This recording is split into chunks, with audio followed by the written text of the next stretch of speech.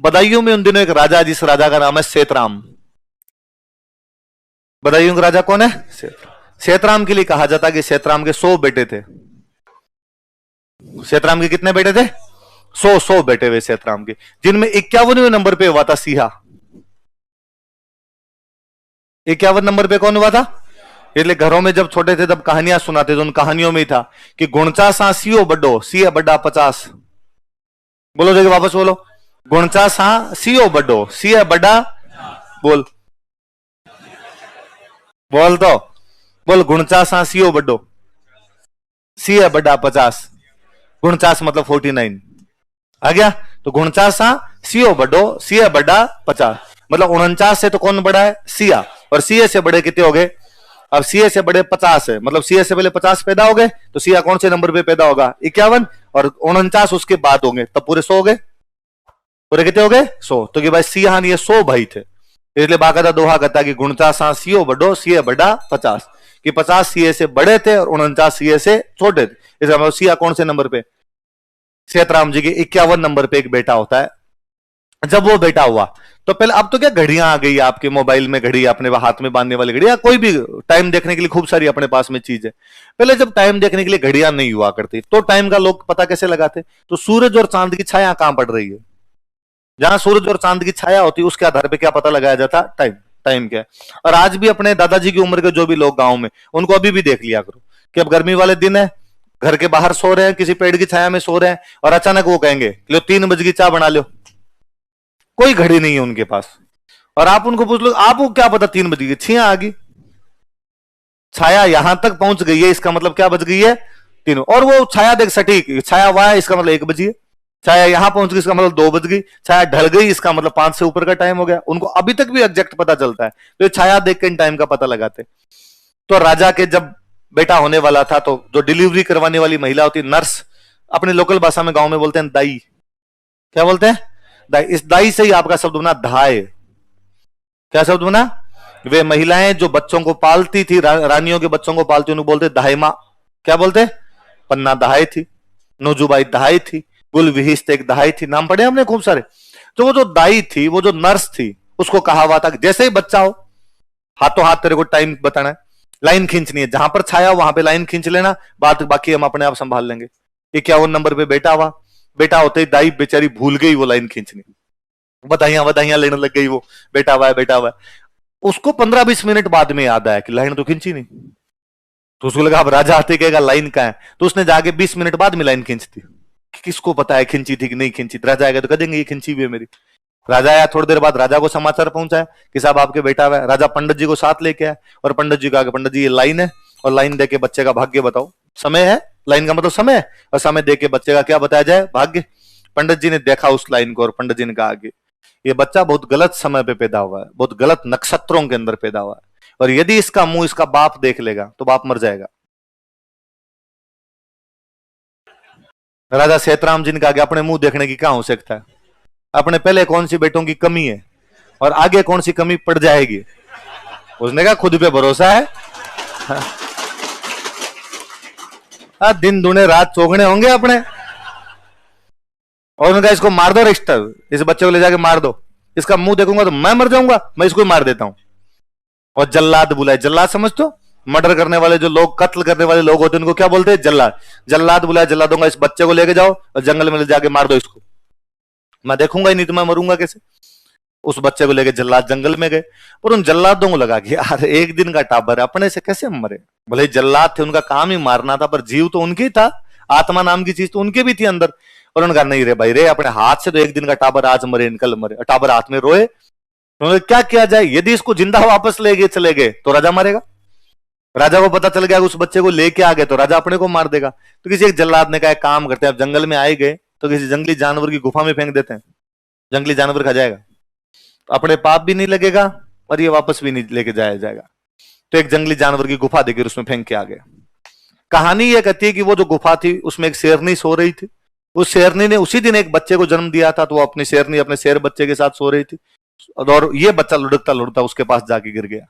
शेरनी की जब आंख खुली तो उसको लगा मेरे 2 बच्चे हैं, और उसने उस बच्चे को पालना शुरू कर दिया। साइंटिस्ट हुआ है बहुत बड़ा, डार्विन। कौन हुआ है?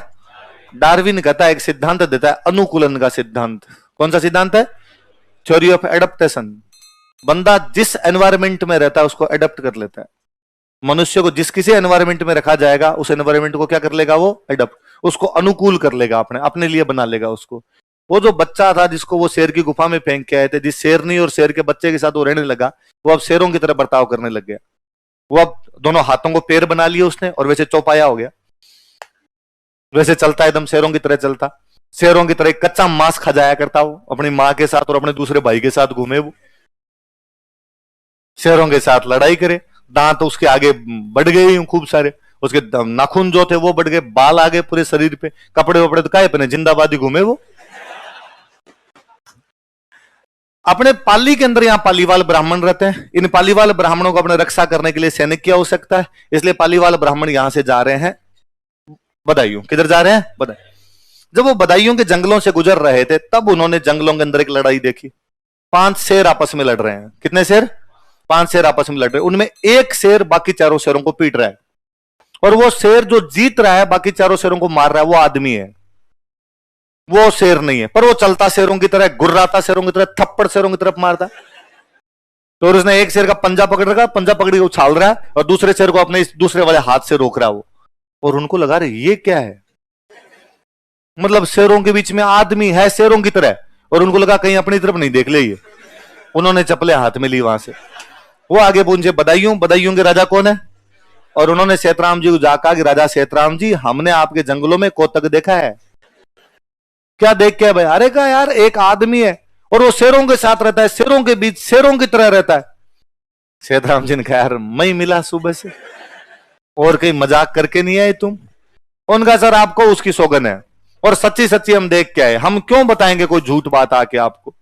अब ये बात पूरे राज्य में फैली कि अपने जंगल के अंदर एक आदमी है, शेरों के साथ रहता है, अपने जंगल में आदमी है, शेरों की तरह रहता है।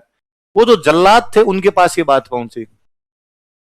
वो जल्लाद बेचारा राजा के पास आया और उसने राजा को आका, राजा जी वो जो कल बच्चे वाली बात हो रही थी ना, एक यहाँ पे एक आदमी है वहां शेरों के साथ रहता, उसके बारे में मैं एक बात बताना चाहता हूं।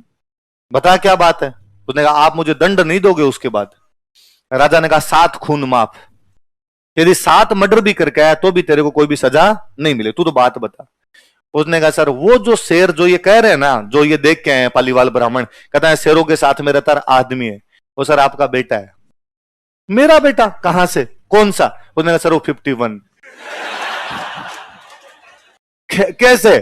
सर आपने कहा था ना कि उसको मार के आओ। हाँ तो हम मार के नहीं आए थे, तो तुमने क्या किया? हम उसको शेर की गुफा में फेंक के आए थे, और हो ना हो हमारा जी कहता है कि सर ये वही है। पर राजा ने कहा उसके बारे में तो पंडित जी की भविष्यवाणी थी कि उसको देखते ही मैं मर जाऊंगा, तो बहुत गलत टाइम पे पैदा हुआ था। और वो बापड़ी दाई आई, उस दाई ने कहा साहब लाइन ही गलत खींची थी, ऐसा कोई भी चांस नहीं है। अब राजा ने अपनी सेना भेजी, और राजा ने सेना भेज के उसको पहले घायल किया। यूं तो शेर को कैसे लेके आए? तीर वीर मार के घायल किया, घायल करके बाद में उसको उठा के लेके बांध के लेके तीर वीर निकाला, इलाज किया, थोड़ा उसको होश आया तो उसको मिनख दिखाई, देख मिनख है।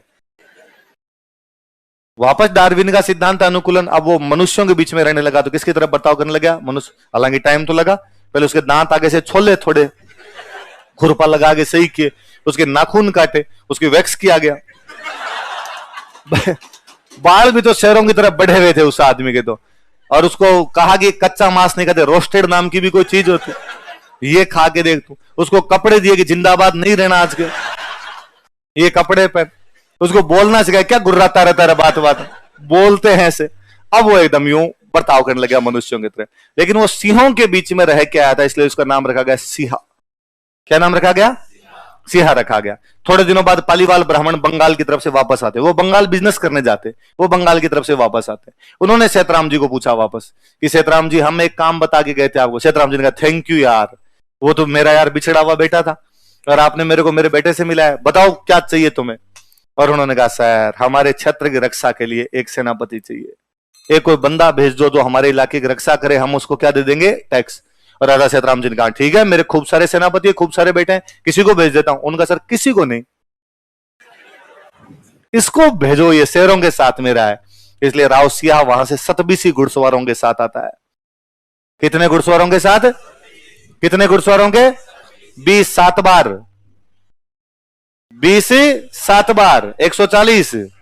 तो अपने यहां 140 नहीं बोलते, 140 को बोलते सतबीसी। क्या बोलते? कभी किसी गांव में किसी से पूछना कि तुम्हारे भेड़ें कितनी है, वो कहेगा 8 बीसी है। कितनी है? वो कहे 6 बीसी है, वो कहे 9 बीसी है। गांव में आज भी 20 वाला आंकड़ा है, इस 20 वाले से चलते रहते हैं। तो सतबीसी घुड़सवारों के साथ में कौन आता है अपने यहां पे? सिया। और सिया आके अपनी राजधानी किसको बना लेता है? खेड़। किसको राजधानी बनाता है? खेड़। एक लड़ाई में लड़ता हुआ कहां पर मारा गया? वो बिठू। इसलिए बिठू में उसकी क्या बन गई? ये राव सिया वाली कहानी मेरी बहुत अर्ली एज में, मतलब मैं को दूसरी तीसरी में पढ़ता हूँ, सबसे समझ पकड़ी होगी। तो मुझे जहां तक याद आता, मेरी सबसे पुरानी कहानी जो मेरी स्मृति के अंदर है, मेरी मेमोरी में, वो सिया वाली। कि मैंने घरों में कहानी सुनी थी कि यहां पर अपने एक राजा हुआ था, उसका नाम सिंहा था, क्योंकि वो सिंह के साथ रहता था। और उसके बारे में इस प्रकार की बातें थी, दादाजी ये कहानी सुनाया करते थे। ये इस कहानी पर आधारित, ये जो कहानी है वो शेरों के साथ लड़ता था, इस कहानी पर आधारित एक पेंटिंग जोधपुर के राजाओं ने बनवाई। और यदि आप कभी जोधपुर का किला देखने जाएंगे तो एक पेंटिंग है, इस पेंटिंग के अंदर 5 शेर लड़ रहे हैं और 5 शेरों में एक शेर आदमी है। वो जो पेंटिंग है वो किसकी पेंटिंग होगी? राव सिंहा। इस जोधपुर वाले किले में जब अंग्रेजों का राज आ गया था, अंग्रेजों के साथ में संधि हो गई थी, तो एक अंग्रेज 3 साल तक रुक के गया। कितने साल तक रुक के गया? जब वो अंग्रेज रुका तो यकीनन उसने वो फोटो देखी होगी, पेंटिंग देखी होगी, उसको बड़ा अजीब लगा। उसने पूछा लोगों से, ये क्या पेंटिंग बनाई रही तुम्हारे वालों ने? 4 शेर है, शेरों के बीच में एक आदमी खड़ा है, आदमी शेरों की तरह दिखाई दे रहा है, जीतता और दिखाई दे रहा है। एक शेर को इधर फेंक रहा है, एक शेर को इधर फेंक रहा है, 2 शेर उसके डर से साइड साइड में खड़े। और लोगों ने कहा कि चुप, और ये शेर शेर मत बोल, सिया जी महाराज है, हमारे संस्थापक यही है, भोमियोसा महाराज है हमारे। तो अपने यहाँ जो लड़ाइयों में लड़ते हुए मर जाते उनको बोलते भोमियोसा। क्या बोलते? भूमि के लिए जो लड़ते हुए मरते वो क्या हो जाते? भोमियो। तो भोमियोसा महाराज है, ढंग से बोल। कैसे? पर ये तुम्हारे भोमियोसा इन शेरों के साथ कैसे रहते? और उन्होंने बताया कि साहब ऐसे ऐसे था, ये तो शेरों के साथ ही पले बड़े थे, बचपन से शेरों के साथ में रहते। उस बंदे को कंसेप्ट बड़ा पसंद आता है, और उस बंदे को लगा अच्छा, मतलब एक आदमी जानवरों के साथ रहता है तो जानवरों की तरह बिहेव करने लग जाता है। उसने पूरा नोवेल लिखा इस पे, द जंगल बुक। कौन सा नोवेल लिखा? वो अंग्रेज जिसने जंगल बुक लिखा था उसका नाम है रुडयार्ड किपलिंग। क्या नाम है? इस जंगल बुक को 1907 में नोबेल पुरस्कार मिला। किसी अंग्रेज को साहित्य के लिए पहला नोबेल पुरस्कार मिला, वो रुडयार्ड किपलिंग। 1907 में जिस बुक के लिए मिला था उस बुक का नाम क्या है? इस जंगल बुक पे हॉलीवुड वालों ने मूवी बनाई। 2012 में उस हॉलीवुड वाली मूवी को मिला ऑस्कर। उस जंगल बुक को आप में से बच्चा बच्चा जानता है। आप सबने बचपन के अंदर वो गीत गाया कि जंगल जंगल बात चली है, चड्डी पहन के फूल खिला। आप उसके कैरेक्टर मोगली को अच्छी तरीके से पहचानते जानते हैं। मोगली का कैरेक्टर सेम कैरेक्टर है, वो जंगलों के अंदर रहता है, मनुष्य है लेकिन उन जंगलों के पशुओं की तरह बर्ताव करता है। हम ये नहीं जानते वो कैरेक्टर हमारा राव सिंहा है। अंग्रेज बेच खाए हमारी कहानी। मार्केटिंग में उनसे अच्छा कोई नहीं है। हमें हमारी चीजों की मार्केटिंग नहीं आई। उन्होंने हमारे कैरेक्टर पे बुक लिख के नोबेल जीत लिया, हमारे उस कैरेक्टर पे मूवी बना के ऑस्कर जीत लिया। वो बंदा कौन है? कौन है? तो आज के बाद जब भी वो पढ़ोगे आपके दिमाग में क्या आना चाहिए?